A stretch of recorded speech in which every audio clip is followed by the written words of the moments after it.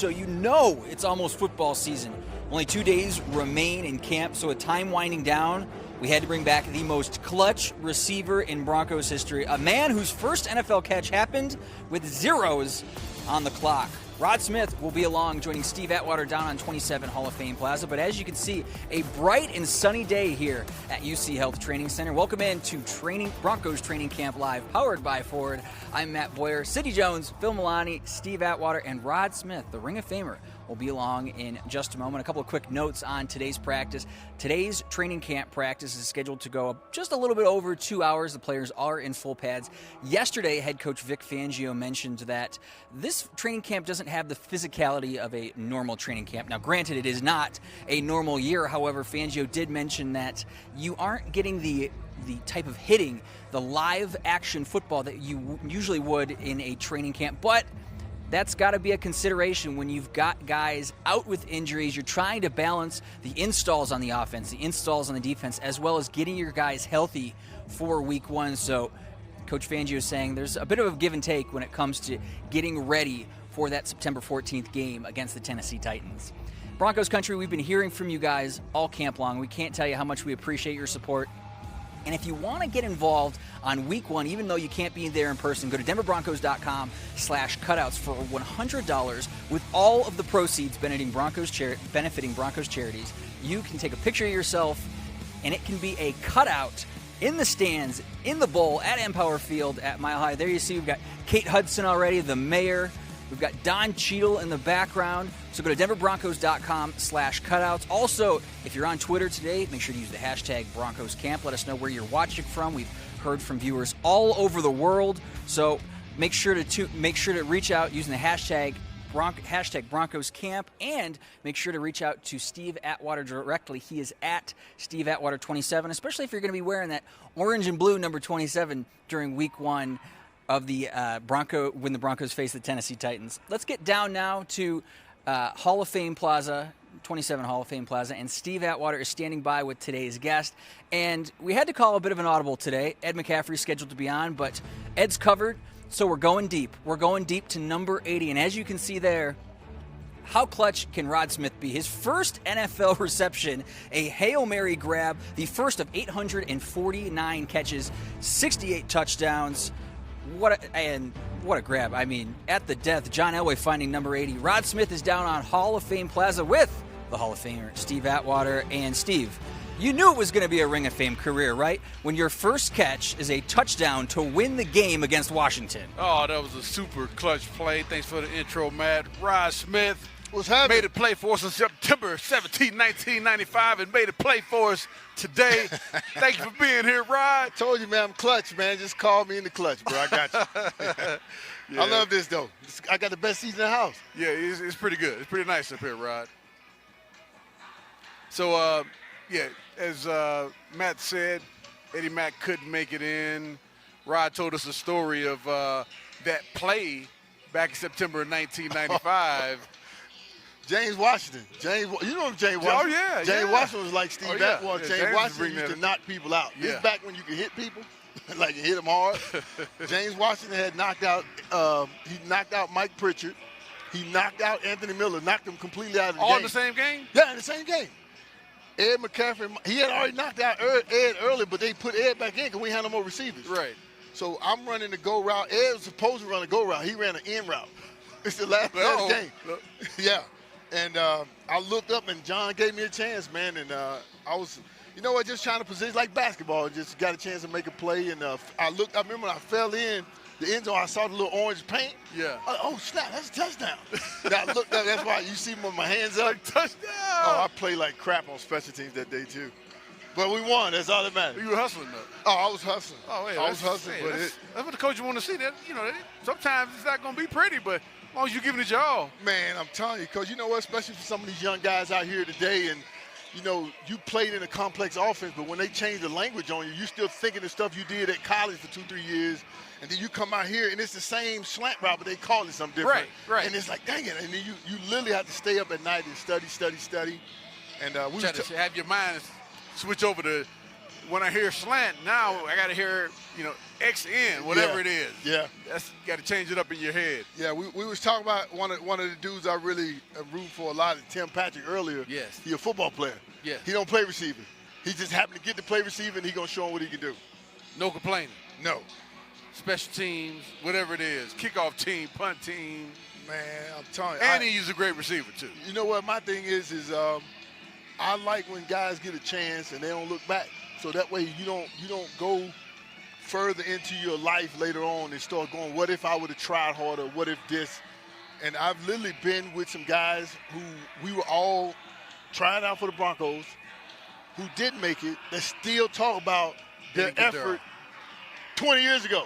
They still talk about their lack of effort. They regret, man. That'll kill you. It'll sit with you forever. Yeah. And knowing you have such a great opportunity, man, you can't let this opportunity pass. Young guys, when you're in the moment, be 100% here in the moment. Man, put that dang phone down. Quit worrying about your followers and quit worrying about quit worrying about your family. Because ain't nothing you can do. What you do over here will help take care of the family. Exactly. Man, I'm like somebody was asking me, because of my daughter with sickle cell and COVID and all this, hey, would you opt out? I said, it depends on how much money I'm making. If I'm making $120 and you offer me $350, okay, I'm opting out. But I'm making $5 million. No, because I love the game, I would play. I would play. You know what? But it's safer here than anywhere else you can go. Dude, these people getting tested every day. Right. Here's the thing. With my daughter, I know I couldn't come home with COVID or I couldn't risk it. I would go stay in a hotel during football season if that's what I had to do. Yeah. But I can't get this moment back because in sports, especially in football, you only limited so many reps. And you never know what's going to be here next year. Man, you never know what your health is going to be. We may not even be here next year. Exactly. So I'm with you. I would have done the same thing. I'd have figured it out. Yeah. I'd have figured out a way to keep my family safe but still go out there and do what I love doing. I love playing ball. And so I'm going to take my love away from me when everybody else still out there? Right. Oh, I'm with you. And, some of the guys who opted out, hey, we definitely understand different situations. But, yeah, for me personally, I'd have been out there on that field. I'd have figured – here's the deal. I'd have figured it out. I literally would have figured it out. Yeah. And fortunately, I don't have any pre-existing conditions. So, that would have been another conversation if you had a pre-existing condition to where it was going to put you, at a much higher risk than it would be for everyone else. Yeah, but at the same time, here's the deal. If you had a pre-existing condition to that level, they already know it. Remember, we get medical tests out the wazoo over here, man. They don't play around with your health. They really don't. So I'm just thinking, I know everybody's situation is different, so I'm going to respect everybody's decision. Yeah. But when I was asked the question, my thing was, I'm going to figure it out because I'm limited to how many reps I know I can get on this football field that I love and enjoy doing, pretty much my whole life. No, I'm with you. So, Rod, how are you able to play so long with relatively few injuries? We all banged up. I don't think once the season starts, I don't think anybody's 100%. Oh, no, they ain't 100% now. Right. They going in wounded, I can promise you. So how did you play so long, so many games, have such a great career with relatively few injuries? Because you see so many guys now, man. There's a lot of guys getting injured. Yeah, here's one thing too, man. I was with Juwan Winfrey. Unfortunately, he's injured. Yeah. This offseason, I kept telling him, I said, dude, your body's a Ferrari. You can't take it to the Ford dealership, get tuned up. Nothing wrong with Ford. Right. But it's you got sponsored, man. It's so presented by Ford. But I'm just saying, you can't go to different technicians for different types of things. Right. Okay, you're a Ford engine. You can't go to the Volkswagen dealership. There we go. You can't go to the Volkswagen dealership because you got to go to a person who's a specialist. And for me, we was talking about him earlier, Rich Tootin, who's our strength and conditioning coach. Coach Cedric Smith out here, he was one of our conditioning coaches. Greg Porter. Yeah. Remember, I didn't miss an off season for 14 years. Exactly. I went to 600 voluntary workouts. Why? Because over here was the only place I knew that I was going to get everything I needed to stay over here. Right. And so that's what I did. And off the field, I didn't drink, I didn't smoke. Did I go out? Absolutely I went out. Yeah. But I was always trying to be responsible in all ways, shapes, and forms. So you can't give your body a chance. Do you think that plays a part because are there some people that do what you did and they stay injured? No, it limits your ability to perform at this level. You can't go and be the partier and think you're going to come out here and do it. Right. And I can give you a whole list of guys, man, that I played with that they always came back with a story. Dude, you went out on Tuesday? It's Wednesday. What the hell? What are you doing on Tuesday? Oh, man. Tuesday they went out. Wednesday there's a place for them to go. Thursday there's somewhere for them to go. Friday there's somewhere for them to go. Like, we come from a game. You done went somewhere. I'm like, dude. I said, dude, you're going to get to go see him. I just tell the young guys this. I said, hey, listen. You going to see him soon? You're going to get to see him in person because you ain't going to be over here. Right. And so I literally took it that serious, man, because I knew it was only a moment. Yeah. You know, it's only a moment in your life, and you got to literally give it your all, man. This is for all the fans. I know this is live, and you guys are watching. And this is not just sports, but this is even a lot of the different businesses. But from a sports perspective, professional sports, even college, it's a dedication over here that's different. And you got to respect everybody's different. You know what I'm saying? And it's hard. It's not easy to get here, and I tell people this. It's even harder to stay. Right. So to go back to your original question. And I remember I had family members that would try to reach out to me, and they couldn't get me. And it's like, hey, I can't. I'm focused, man. I got to take care. I got to make sure I know what plays, what defense I'm running, what the adjustments are. I can't have my mind going there. And I can't imagine how difficult now with all the technology. It's worse. You got all the social media accounts. Just how much more difficult it was even from when we played. You know, the other thing is too, man. People have an issue with you missing events. You miss certain things. Trust me, still now, every day I'm getting somebody's opting in or DMing me about doing something for them. I'm like, even though I don't have a job, I'm still busy. Oh, hey, man. Look, Rod's a businessman. Still busy. Rodney, he can have a secretary to take care of all. I need a secretary. Yeah. No, I'm not hiring a secretary for anybody. Don't DM me. Are you hired? No, I'm not. I'm quarantined. I'm in my house by myself. Yeah. So, Rod, KJ Hamler, he's missed some practices due to hamstring injury. Now, you came in as a free agent. He's a second-round draft pick. How differently is it for him than you think it would have been for you, or do you think it would have been similar? The thing is, though, man, playing ball is playing ball. And one thing, we don't go get this guy in the second round if we don't think he can help us right now. Mm-hmm. You know, so that's the thing is we want to definitely know he can help us right now. And so we definitely need him healthy.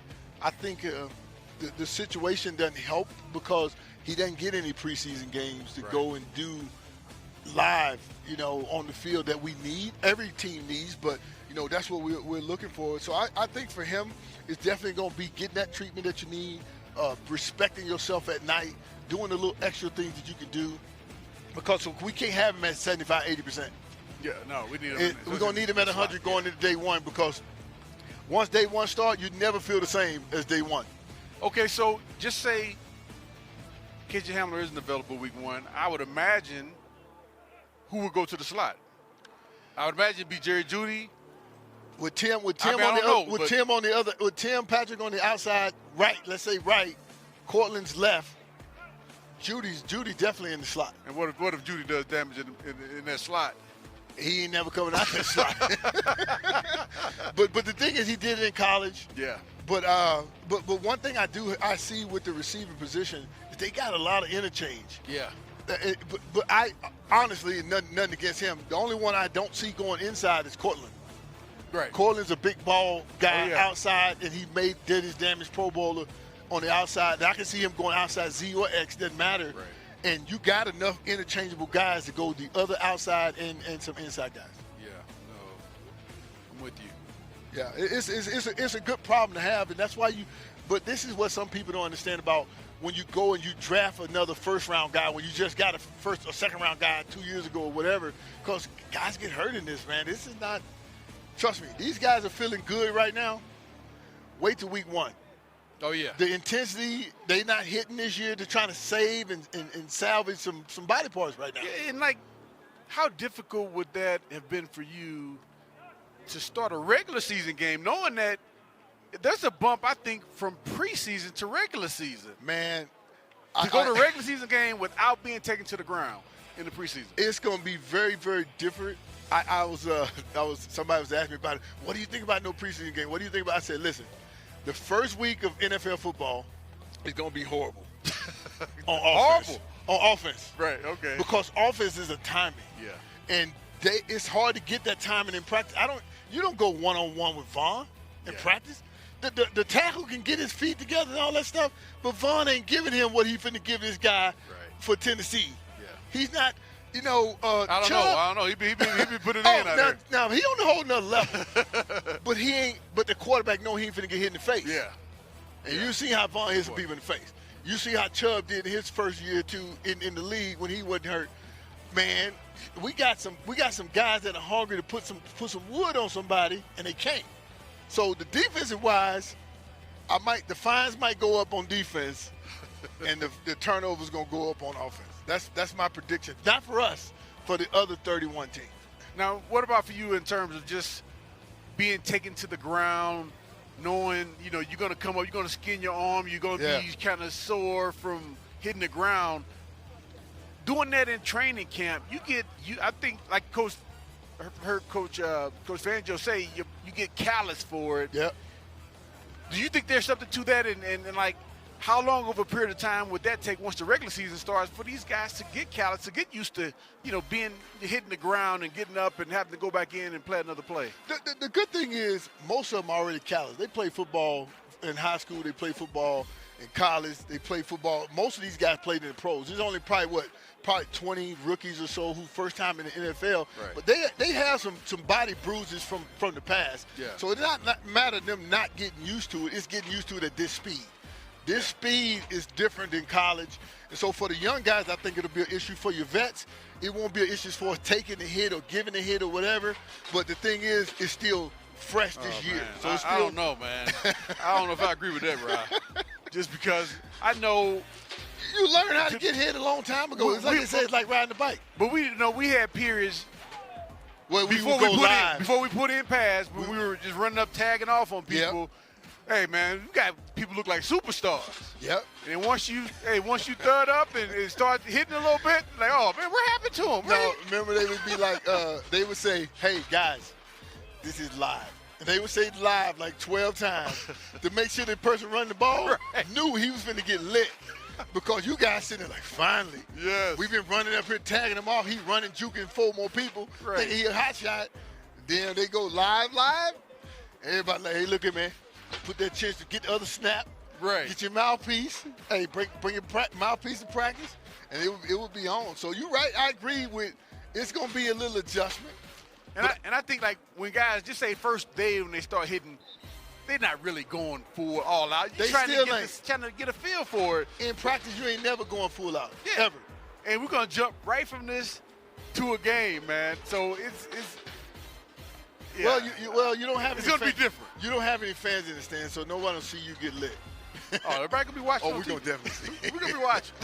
I'm gonna get me a cutout. I'm gonna donate to Broncos charity, man. I need to get me a cutout. Hey, I need y'all to take one of my. No, I gotta. You get one for the sideline. You need yours on the sideline. Yeah, I was standing there. Yeah, give me one on the sideline, looking like Fred, looking like my man Fred. What Fred? What they got Fred? I ain't seen Fred in a minute. I heard they had a cutout of Fred out here somewhere. I want me a cutout looking like Fred, man. That my man Fred Fleming. Yeah, Fred is awesome, man. Fred is an awesome guy. I've had some real good personal conversations with Fred over the years, man. Yeah. My sons have had conversations with Fred. Fred is amazing. Yeah. Just some of the stuff he used to tell me about him and Mr. Bowling. Oh, yeah, they're best friends. Yeah, that's what I'm saying. For 40-some years. Yeah. You can't beat that, man. You can't beat that. That's awesome. I haven't seen his butt in a minute.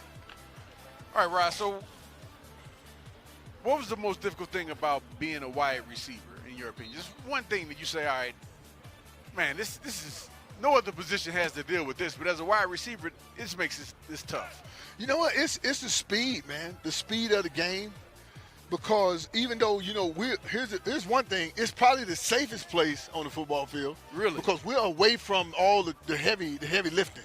It's done in the middle. So the thing is, though, the speed of the game, because you still got to know what they're doing, even though you're far away from them. Yeah. And so for me, it was learning how to read defenses and coverages and the defensive back. To me, the number one position on the football field to me is defensive back.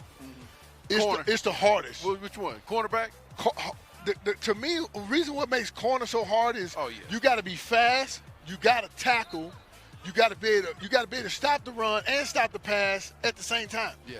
And you got to fill in on some runs and make plays. You the last line of defense, especially even at the safety. You know what I'm saying? Yeah. So the further you get away from that ball, it's like you got to be more of a specialist. Yeah. And to me, the defensive back is hard because not only you got to stop me from running the route and getting open, you got to run it too, and you got to stop everything else going on. So it can be tough. But to me, the speed of the game was different, man. These guys are – I mean, you get linebackers that literally would run you down. Oh, man, yes. They're faster than some receivers. Dude, don't tell nobody this. Oh, we live. I can't probably tell you this. I caught the ball in Pittsburgh. Guess who I got tackled by? LaVon Kirkland. Oh, yeah. I'm thinking I'm finna outrun him. Because, you know, LaVon Kirkland like 280 pounds playing linebacker. Man, LaVon Kirkland ran me down, and then he fell on me. Dude, put all that weight on you. Dude, LaVon Kirkland was a beast, man.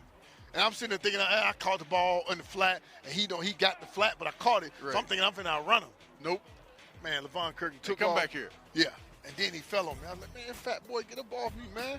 Now, I always wonder, like, just say the running back is running the ball, and you as a wide receiver, you're making a block, and they're running to your side.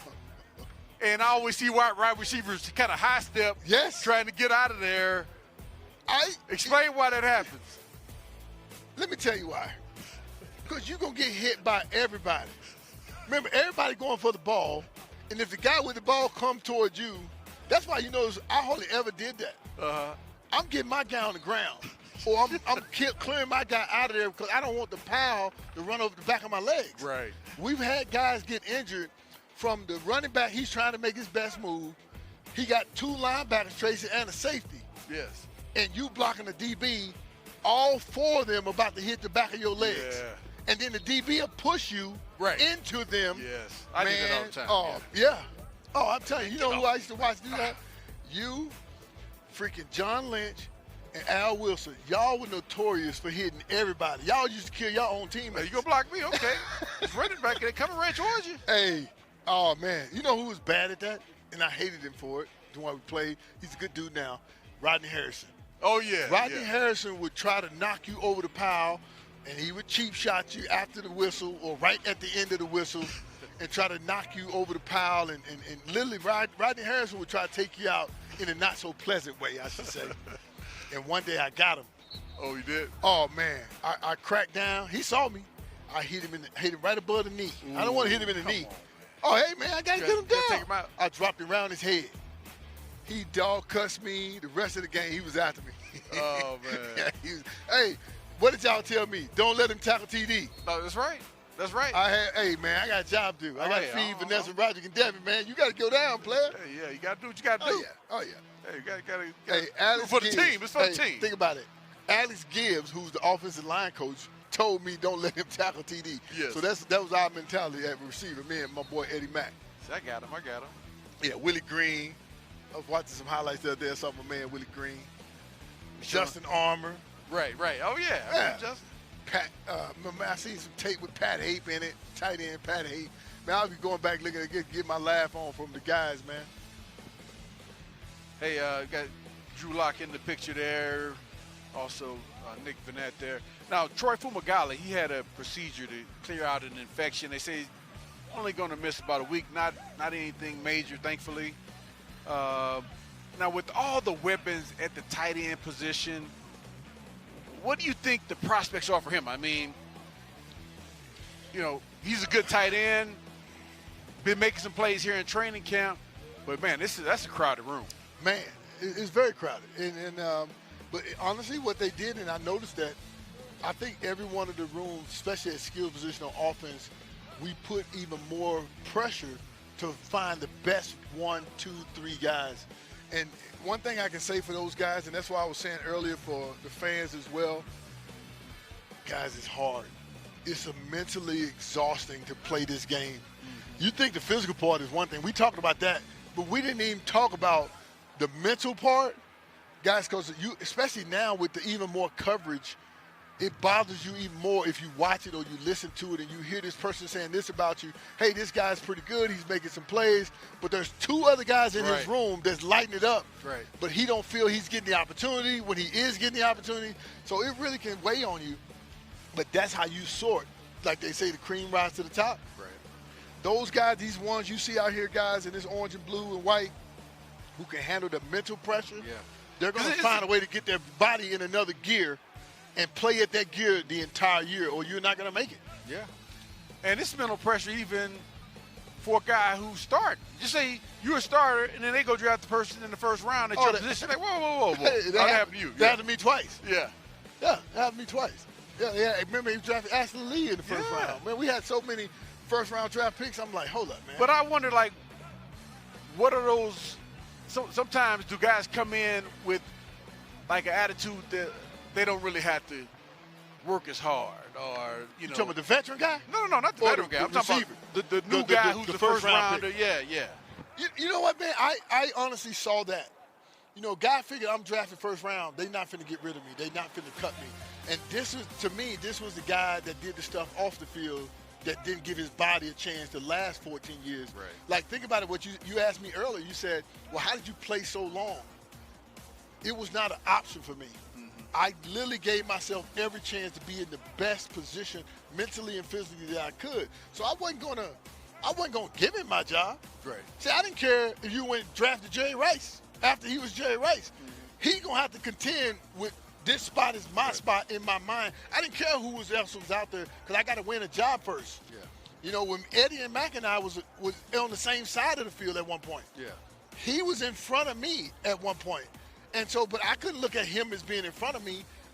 Nothing was in front of me. It was me in front of me, and I had to go put that work in, man. Right. And so then eventually Coach Shanahan got rid of Anthony Miller. He said, Rod, you go over here. We're going to leave Eddie over here. And then we got to work together. But it was the same for me. It was like I have to do everything I got to do mentally and physically to stay here. Now, did you just have that mindset internally, or did somebody tell you how to be like that way, or did you, how did you get that mentality? I grew up broke, man.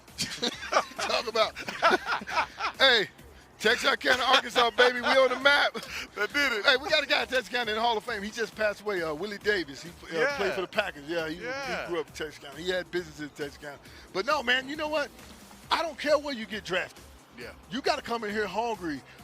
Jerry Jeudy, which you see him putting in that work. He is. But you can't be like, hey, I'm a first-round pick. I'm going to be here for a couple years. They gave me a lot of money. No. I got to prove to you why you drafted me first. Yeah. But here's my thing. Well, you didn't draft me. So now I got to prove to you I was worthy of being drafted. Right.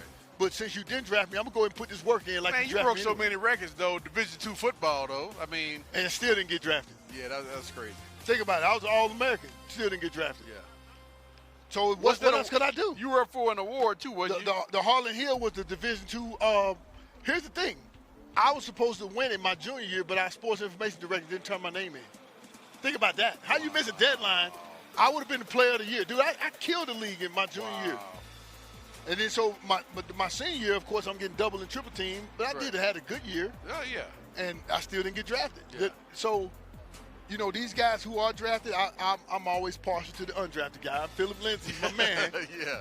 I love Jerry Jeudy, but Philip Lindsay's my man. He undrafted. Oh, yeah. Tim Patrick? Yeah. Tim Patrick, he undrafted. Yeah. C.J. Anderson was one of my guys. He's undrafted. So, but the thing is, man, everybody out here got to put in work. Yeah. And here's one thing: the coach Fangio, I think, is doing an excellent job of giving guys a chance to play their way to the top. Yeah. He ain't saying, hey, we draft this guy. And I watched that in this organization over the last few years. They relieved themselves of some first-round picks. They relieved themselves of some second- and third-round picks because the guy behind him, to me, was hungrier and he performed better. And I think he handled the mental adjustments better, even though the other guy probably physically was more talented. That's the thing. I always said I'd rather take 10 guys who are less talented, but they're going to come out and work and they're going to scrap, they're going to give me everything they got, than 10 guys who supposedly are talented, but they don't show it when they come out here and work. Yeah, no, and it's like I say, man, physically everybody out here can play. We can field the team with everybody out here physically, but we got to have who's emotionally and mentally tough enough to handle the ups and downs and the ebb and flow of the game, because the game has it on an emotional level, not just a physical level. Yeah. It's good. All right, we're going to catch our breath for a moment. Rod Smith, great stuff. Great stuff. We'll be back in just a little bit. Sydney, take it from here. Thanks, Steve. Now, Broncos fans, if you're just now tuning in, we are doing social media giveaways on our live show every single day. And today it's time to announce the winner from yesterday's show, which is a prize of a signed football by Steve Atwater and Simon Fletcher. And the winner of that is Adam West. Adam, you'll be winning this football here, so congratulations on that. But Broncos fans, if you haven't won yet, no worries, because we have a couple more giveaways we are giving away throughout the next couple days. And today's giveaway is a very special prize. It is a practice-worn jersey signed by Cortland Sutton. Now, in order to be selected for this special prize, you must text the words "for jersey" to 39979. Now, we'll be announcing the winner on tomorrow's live show, so make sure to tune in again. And another way you Broncos fans can be featured on our live show is to tweet at us using the hashtag Broncos Camp. We'll be featuring different tweets throughout the next couple days, so make sure to be on the lookout for those. Now, only a couple more days of camp left means only a couple more Broncos camp confessionals. But today we're highlighting Mark Purcell, and he talked about his camp experiences so far and how competitive this year has been. What's up, Broncos Country? This is Mike Purcell, and this is my camp confessional.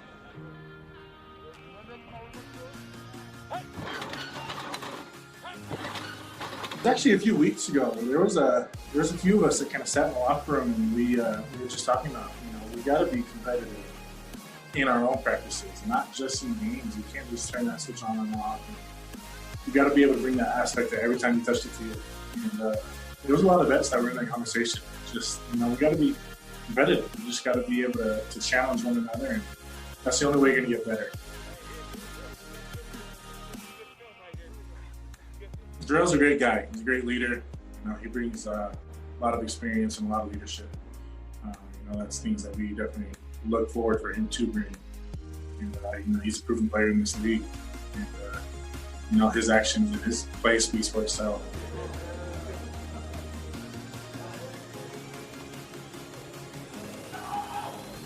I'm Mike Purcell. Thanks for watching the Broncos Camp Confessional. Now, I know all of you can't attend training camp in person this year and aren't able to see some of your favorite players like Mike, but you have been doing a great job hyping up the team on our virtual fan cam every single morning as the players step out onto the field, and you did it again this morning. Take a listen to what you all had to say. Hey! Yeah!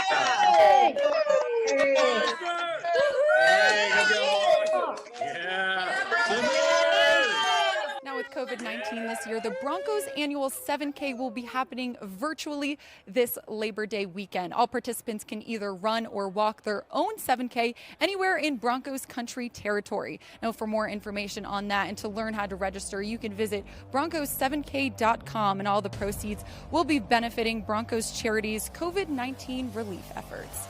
All right, Broncos fans, we're going to take a quick break, but don't go anywhere, because when we come back, you'll be joined again by Steve Atwater and Rod Smith.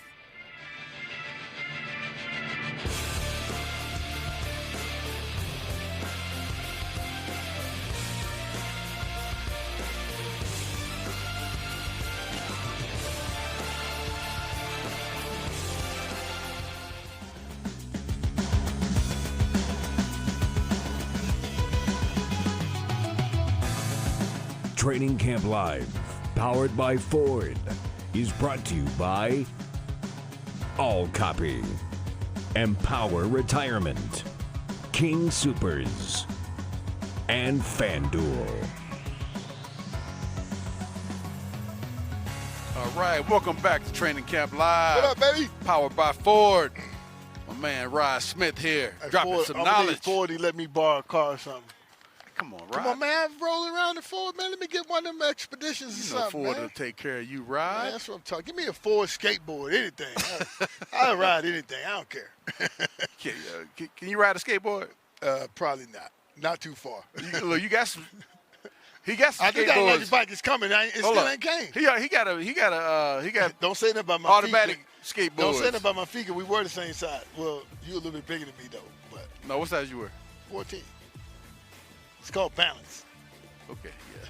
It worked out here. What size these are here, but All right, man, listen. I remember a guy dogged me out in the game about my feet on the opposing team. What they say? I can't tell you what he said because this is nationally broadcast, and y'all keep everything on the internet. But the guy was Andre Rison. I hate Andre Rison to this day. This is when he was in Cleveland. Yeah. And I think we played Cleveland in a preseason game, and he said something about me. I'll never repeat it, but I was pissed. I thought it was a defensive. It was an offensive guy? No, I was running around. He was on the sideline. Yeah. And he was talking about my feet on the sideline. I was like, man, I wish I played defense. I wanted to smash him in the face. I was never like Andre Rison after that. Right. Oh, that's funny. Yeah, I can't tell the story. 'Cause I know that some of y'all be coming back with some stuff, man. Hey, did you see my jump shot yesterday for the Nuggets? I just want you you to see my post on Instagram. You shot a jump. What did you do? I hit a 3, man, for the Nuggets game. I had a pregame warm-up, man. I was like Jamal Murray. I was warming up. You know, so since we won, you know, that's 2 times in a row. Got the nuts hung up. Everybody thought it was fake. But, you know, some people calling me out in basketball. Hey, Rod, he can do just about everything. What can't you do? Man, you can play golf. Hey. You can play basketball. Jacks, dice, whatever y'all want to do, man, we can do it. Juggle? I can juggle a little bit. A little bit. Not a whole. I remember, Rod, karaoke may be my worst thing ever because I hate karaoke. I don't go to karaoke bars, and don't ever invite me to karaoke bars. I think people who can sing got contracts. You ain't got no contract, sit your butt down. Hey, good point. No, I'm joking. No, some people good. Some people good. Yeah. I remember when you were first learning to play golf, boy. Oh, God, it was terrible. Well, you come a long way. But as an athlete, you know what you do? You go every day until you figure it out. Yeah, I don't know. I wish I could get into golf, man. Something about it. I feel like I'm. Call Alfred, he'll play. He play like. Oh, Alfred, yeah. Alfred probably at the golf course right now. Alfred's he's not in town right now. Oh, he's not? He's out playing. He's playing somewhere. Man, he everywhere, man. Yeah, so, Rod, when you played, did you ever pay attention to stats? What part? Because receptions. What? You talking about my stats? Stats? Your stats. Yeah, absolutely. Yeah, which ones were important? Receptions, right? Well, you know what? No. You know what? Honestly, I just always looked at, because you got to look at it from a macro point of view at first, like the overall thing. My first stat was wins. Okay. Did we win the game? If we won, then I could dive deeper. Mm-hmm. If we lost, it was drastic for me. Look at it. Yeah, no, I had to. Yeah. But I got to figure out where I screwed up at. I'll literally break down every play. But when you're at this level right now, like where we are now in camp, practice stats even become important. Yeah. Because I got to have some, like you said, how can you tell me Albert O is having a good camp? Hey, man, he's making plays every day. Mm-hmm. See, you didn't say he made a play. He's making plays every day. So those are stats that you got to keep up with in order for you to make the team, to get to the chance to turn those stats into performance on the field during the game. Yeah. And so for me, I used to do it, man. During the game and in the flow of the games, but when the game is over, I go look back. Okay, I had 4 for this many, or 6, or 2, or 1. Wait a minute. Hold on. So you play special teams too? Yeah. I bet you to keep track of how many tackles you had. Yes, I did. Did you? Absolutely. Oh. I had no choice. Remember I told you against Washington, I just told you my first ever catch, I played horrible on special teams. Okay. Because I was the first one down there, and because I was so fast, it created a gap. And Brian Mitchell torched us, dude. Oh, yeah. Brian Mitchell broke a record. I think he broke an NFL record that day. But I caught the game-winning touchdown. We won. So stats-wise, I could live with whatever's on paper if we got that W. Yeah. So that was the part about it. And most athletes are like that, though. We have to. You have a good game, but you look at the things you did wrong. Like, daggone it, That's the first thing. I could have had one more catch. I could have had 9 more yards. We could have got one more first down, which we could have scored 6 more points or whatever case like that. So Sharp taught me something, and I kind of live by this, and you can see the numbers in my stats of how it projected. Sharp told me, hey, listen, every time you get the ball, you go 10.5 yards. Mm-hmm. I said, what? I'm confused. I said, what do you mean 10.5 yards? He said, no, because if you get 10.5 yards, we got a first down. Good point. He said, we get a first down, we get touchdowns. I was like, Okay, yes, sir. I'm done. Right. Literally, I kept that with me my entire career. He said, every time I get the ball, I need 10.5 yards.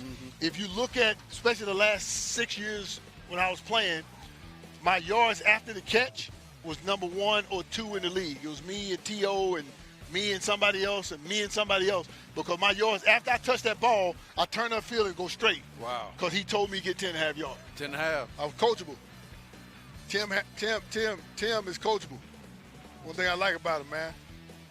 Got a bunch of guys out here coachable, but some of these guys who are coming to the Broncos as free agents for the first time, Coach realized that this guy was on with me in another team. I need to bring him over here. Jackson, our safety, he was on another team. Hey, we need him over here because the coach knew what he was going to get. Bryce Callahan. Bryce, yeah. You know what he's going to get from those guys. Now those guys are, they're starting DBs. Oh, yeah. They're starting DBs. From a team that was good when coach had them, a couple years ago. So, Rod, you went from first year playing, you were practice squad rookie year. Yep. Second year, played in one game, one start, rather. Yep. 6 receptions out of 9 targets, 152 yards. Second season, 16 receptions on 28 targets, 237 yards. In that third year, killed him. You just 74. How much? Go ahead. 70 receptions, 131 targets, 1,180 yards. How did you respond? Like after the season was over with, you wake up in the morning, get you some coffee or something, and pull out the paper and look at those stats. How did you feel? I could have did better. There we go. I figured out, like you said, it was 70 catches, 130-something targets. Okay, how many of those touched my hand? Literally, I would go deep dive like that. Yeah. See, when the season was over, I would do a deep dive on how many balls actually touched my hand. Whether it was good throws or not didn't matter to me. Right. Did it touch my hand? Did I either protect it from getting intercepted, or did it touch my hand and hit the ground? See, some of those that say targeted could be overthrows or threw it in the dirt or whatever, but it came toward me. I wanted to find out a way to get my hands on it and catch it. Okay, so what's an acceptable number for a receiver? Just say a Jerry Jeudy, all right? Just say out of 100 passes, just say 100 of them hit him in his hands. What's an acceptable number to say, all right, well. Hit him in the hands? Like catchable? Yeah. What's an acceptable number? 95. Okay, so. 95. So it's acceptable to drop 5. No, it's not acceptable to drop 5. Not acceptable, but, But if it's you reasonable. did, it's reasonable. Right, okay. In my eyes, it's reasonable to drop 5. So you need to catch 95% of the ones that are catchable. To me, sure. Absolutely. You're professional. You're the best in the world at this. Remember, you're the best in the world out of 32 teams, 53 guys, plus some practice squad guys. There's probably 1,650, 1,700 guys on the planet that do what you do. You're a specialist. Okay. And as a specialist, I expect you to catch 95%. Hey, I'm with it. I love it. Yeah. So everyone out there, we don't want to start getting any messages about, show me, I need to see more. We're just going to show you the individual players. We're not even going to show plays right now, and we very seldom do that anyway. And the reason is we got a game coming up in less than 2 weeks. We don't want to get a Tennessee Titans or anyone else that we play this year any extra ammunition that's going to help them beat us. We're not going to beat ourselves. That doesn't make any sense. Yeah, you know what? The thing about it is, guys, and this is why I was saying with the fans earlier about how difficult this is. We have to put our game plans in now without any real reps in the game to figure out what we're going to put in for the game. See what you run well. Yeah, we got to figure out what do we do well, and we got to hang our hat on something early, kind of in the dark. Yeah. You know what I'm saying? And it'll be a combination of things early on. That's why I say the offensive football is probably not going to be clicking. You'll find a couple teams who've gelled real well quickly, but I believe the majority of the teams on offense, I think the scoring will probably be down. Well, then again, tackling might be bad. Yeah. ain't nobody. Yes. Yeah. We have people watching from all over the place. Yes. Guam, France, Germany, and Belgium. We appreciate everyone out there. I got invited. I'm gonna do it too. I just got to call the guy back. There's a Broncos group, a Mexico group in Mexico. I'm gonna do a Zoom with them. I'm trying to work it out. But I've got requests for that a ton where people want me to jump on their podcasts and their Zooms and stuff like that. I'm just trying to get all my stuff balanced out, but I'm gonna go on a little run where I'm just gonna go featured on their shows and talk some football with them, because we got fans, like you guys say, around the world, truly around the world. So I definitely want to honor some of those people, man, because they wish they could be here too. They get in touch with you through your secretary? Yeah, Instagram. Instagram secretary. Oh, the Fanaticos, yeah. It's a bunch of, man, so many different groups. They got Bronco bars all over the country, like in different states. I know, yeah, that's crazy. It's amazing. California especially, because, John from there, there's probably 30 Bronco bars in California alone. Oh, man. I've been in some cool ones, man. I went in one. Matter of fact, I was up in Wyoming, and guy had a bar up there, and they had my name on the seat of one of the bar seats, and I signed it for him. It was pretty cool. Oh, yeah, we got a lot of fans up in Wyoming. Yeah, Montana too. Great fans. Oh yeah, Billings. guys. Oh man, Billings, Montana is loaded down. So Rod, how'd you get 3 degrees in college, man? You got economics and finance, general business, marketing and management. How'd you do that? I was a nerd. So everybody who's a nerd and all these kids are getting, well, they can't do none of this crazy nuts with school because they all at home right now. Were you really a nerd? Yes, sir. You know what, honestly, I didn't want to waste the opportunity. I had a scholarship, and I didn't know what football was going to be. I was actually wanting to play pro baseball, not football. Oh, really? Yeah, baseball was my game. Dang. I'm a first-class baseball player, second-class football player, just so you know. And I did pretty good in football. But I'm way better in baseball, honestly. But school-wise, I always heard you got to have something to fall back on, or you got to have that degree, and that's when everybody push education. I don't believe that now, but it's so much. Don't say that on there. No, I believe in personal education. Oh, I believe that you can learn so much more now because the world is smaller. Right. Not saying I'm talking about structured books-wise. I think you can definitely become a specialist at whatever you want to do. And so I just thought I was going to do like investment banking or something like that. Whew, that was a great throw right there. Great little body position right there. Is that my man Tim? TP on that comeback. That was a comeback. I'll let y'all know play-by-play since they ain't going to show y'all. No, I'm joking. I'm going to get fired. I'm going to get fired. I'm unemployed already. Coach Fangio going to fire me. I don't even work for him. I can't get fired on my day off. Bad business. But that for the fans though, that's guys, we got to put in more game plan type stuff now because we don't have those games to do it, and we got to protect the integrity of what the coaches want to put in come week 1. Yeah. How do you like that running backs room with Melvin Gordon, Phillip Lindsay, Royce Freeman? Dude, it's like we said, you got to have that depth because I think. And I'm sure there's a stat if somebody can probably find it.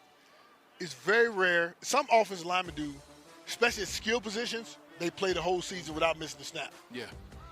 I think Justin Simmons did it on defense one year. He done it several years. Yeah, but that's why he's one of the premier safeties in the league. He keeps his body in shape. You can see he's one of those workers. He's one of those guys to me that came in and did everything the right way. I just really, really, really like him as a person. I've done events with him.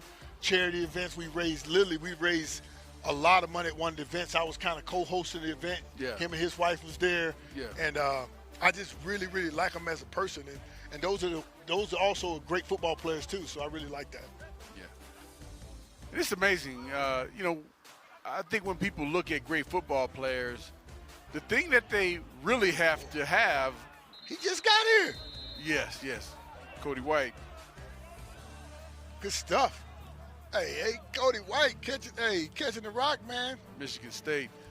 But one of the things that players have to have above anything else is availability. Yeah.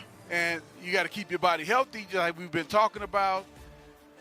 But it doesn't happen for some people, and it doesn't matter where you drafted at because you've seen guys come in first, second picks of the draft, and for some reason they can't stay healthy, not able to have that success.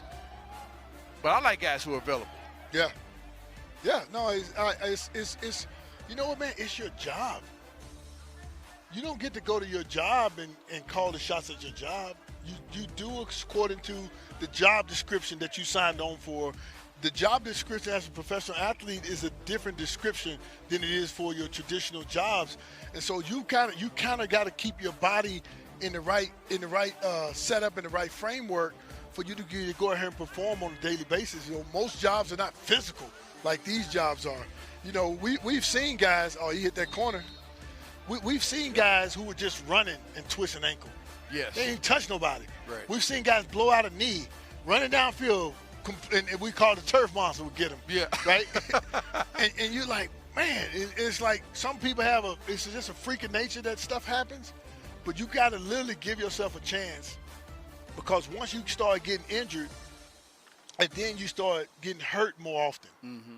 See, one injury will lead to getting hurt. See, injured, you can't play. Hurt, you can still play, but you're not at full speed as you could be, but you still can be productive. Let it go. What he got? Oh, good catch. Yes. I think the quarterback would have got sacked, though, to be honest. Them boys up front was bringing it, but that was a great catch going over. Downtown Fred Brown made a nice catch. Hey, he got Vaughn coming off the sideline for him. Kareem Jackson, what's up with that, Vaughn? Hey, you can't get the props to the offense. I can see right now, if I played right now, me and Kareem would go at it every day. But you know what? We need that. We need it. We used to do it. Yes. Oh, yes, man. sir. We talking you noise. You need that guy to talk noise to everybody on the other side to get them fired up, to make him better, to get the team better. Yeah. But Kareem, every time I look on Instagram, it's a story with Kareem and somebody every single time. I don't personally know Kareem. I watched him play, rooting for him, but now I know his role, the start stuff. Yes. That's his role. Oh, he's an enforcer too now. Yeah. Yeah. You know what? I was we had some over at the stadium. The Broncos were doing these they call them these huddles, with corporations would come over to the stadium, and we would do like a chalk talk. We do the big we break diagrams some plays of the previous game. Yeah. And I did a few of those. Me and Eddie Mack did some. Carl Mecklenburg, we did some. Right. And we would show people what we really look at in watching tape, and they were like blown away. I said, hey, what did you guys see right here? They said, oh, well, so-and-so does this. Like, nah, here's what we really see. They're like, what? So we were really educating the people. So we want to make sure you guys get to do that. I can't remember the exact name of what they call it. That wasn't the corporate huddle, was it? Yeah, the business huddle. Yeah, the business huddle, man. Good catch. Get up. You can run. This ain't college. You can run. Go down, get up, and run. So, Rod, I did this with Simon. I want to do it with you. Okay. Do you have a favorite play? It may be the first catch of your career, yes, NFL career with the Redskins, but a play that is always going to be special to you, that you can run through like from beginning to end. From all right, you're in the huddle, you get the call from the sideline. What thoughts went through your head when you went to the line of scrimmage? Just everything in fine detail. Tell me what that play would be. You know, the crazy part is, my first play was my first ever catch. I can give you all the details, but my favorite play now over the years as I progressed was the catch in the Super Bowl, the 80-yard touchdown Super Bowl. Oh, yeah. But here's the thing. We had just put that play in right before I ran it. Oh. So all the details and knowing all this other stuff, it went out the window. It went out the window because Coach Shanahan comes over, showed me tape, and him and Coob had put something together. He said, hey, we're going to call keep pass. Rod, you run a post. I'm like, what? Post on that? No, because I usually run an outside release clear. He said, hey, Eugene's robbing Ed on the crosser. Just run a post. We're only going to tell you and John. Wow. He only told me and John. And so I run the keep pass, and Ronnie Bradford was pressing cover 2, and I pushed up at the safety, and I ran the post. John boot, he pulls up, threw the ball back toward the middle of the field because he got that kind of arm. I catch it and go back the other way for a touchdown. So I can give you the details. I can give you how I felt, but we really put that on the play, and they call it in business and they call it in sport just in time. Wow. You put it in just now. You got to adjust right now. You ain't got time to think about it. Yes. You don't have time to say, well, coach, well, what if this had – I ain't got time for all that. He told me to run a post. I ran plenty of posts. Just go run the post. Wow. Yeah. John put it on the money. Yeah. All right, well, let's go through Oh, that could have been – I almost got picked. Yeah, off the tip. Philip Lindsay in the scene. That could be, Well, a good little match. Tell us your first one then with Washington. You know, because like I told James Washington knocked everybody out. And it's 6 seconds left on the clock. He called 24 double go. I got to go route. So what were you thinking? What was going through your mind? I got to go route. So, and thinking he's going to be a Hail Mary, but Eddie McCaffrey's a starter. Mm-hmm. So he's going to throw it to Ed. That's what I'm really thinking. And so I come out the huddle, I get lined up, and next thing you know, I'm just running. And then I look up. You see the ball coming. Yeah, so you see the little pitter-patter of her feet. I'm just trying to body position him like basketball to give myself a chance. And then you just see me fall. Watch when I fall in, you're going to see me look at see right there, see me looking down? Yeah. I saw the paint. And TD tackled me. No, TD hits me. Milburn hits me. So when I fall, that's the worst part of the whole play. Everybody on top of you. No, dude, everybody, I'm watching fat guys jump up in the air. I'm on the bottom of this thing. Dude, the ball, remember I had the ball? Yes. The ball knocked the wind out of me. Oh. Dude, I was hurting on the bottom of that ball. I was hurting so bad since y'all wanted the details. All I could see was somebody in the air, and I'm like, and they landed on me and Milburn and TD, like, no. and they crushed that ball in my chest. I was like, and I got up, everybody was happy. So it was good. Funny, man. Oh yeah, dude, it's those memories, man. Wow. Like I said. Yeah. Hey, Rod, it's been so fun. It always is fun catching up with you. I appreciate you coming through. You told us the last time you were here, but tell us again, how can people reach out to you if they want to reach out to you, and what are you up to? Instagram, man. Instagram. I think it's Rod Smith on Instagram. The real Rod, they spelled out the real Rod Smith on Twitter. I'm on Twitter. Is there a fake Rod Smith? Probably. There's a couple of them out there. There's one Rod Smith who used to go to Ohio State. Okay, all right. There's a Rod Smith played in Notre Dame who played for the Patriots. Everybody sending me your Patriots football cards. Hey, I'm your biggest fan. You're like, that's not me. Wrong guy. You know what I'm saying? There's a Rod Smith that played for the Raiders. Yes. I get cards and people messaging me and tagging me and Raider crap all the time. Don't do it, man. Rod Smith for the Broncos is the real Rod Smith. Yeah, the one with 2 Super Bowls, not those guys who trying to make it. And that that guy. So, yeah, no, I do that, man. And I'm usually, when I'm on there, I usually try to respond. I'm kind of active. I follow my Nuggets. I'm a big Nuggets fan. I'm a Rockies fan. I'm an Avalanche fan. I'm a Bronco fan. Man, you're just a fan of them because you live there. And what's your point? Yes. I am the #1 fan of those teams because I'm always going to root for the home team. There we go, man. Well said. Well said. Well, thanks again, Rod. Matt Yes, Boyer, sir. take it away. Thank you very much, Steve and Rod. Some life lessons and a little bit of football thrown in. Some great stories there from 2 of the greatest players to ever wear the orange and blue.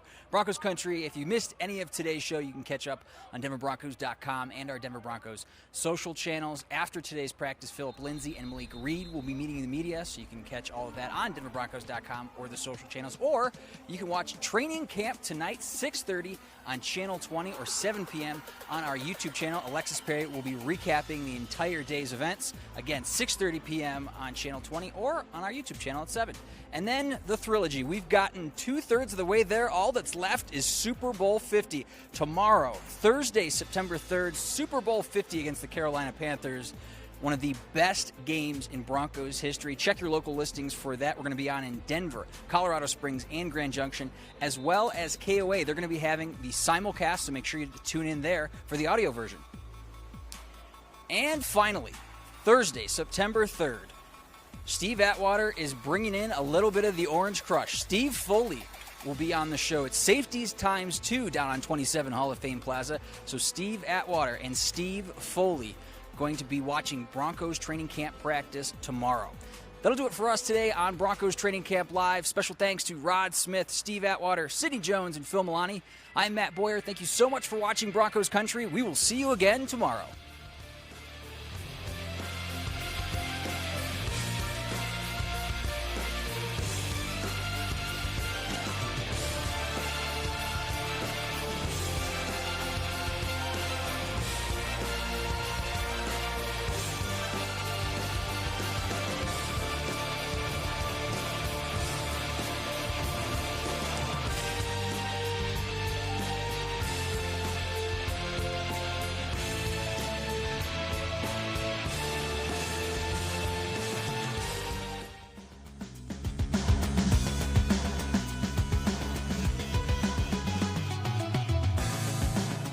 Training Camp Live, powered by Ford, has been brought to you by Betfred, Bud Light Seltzer, Ford, and by USAA.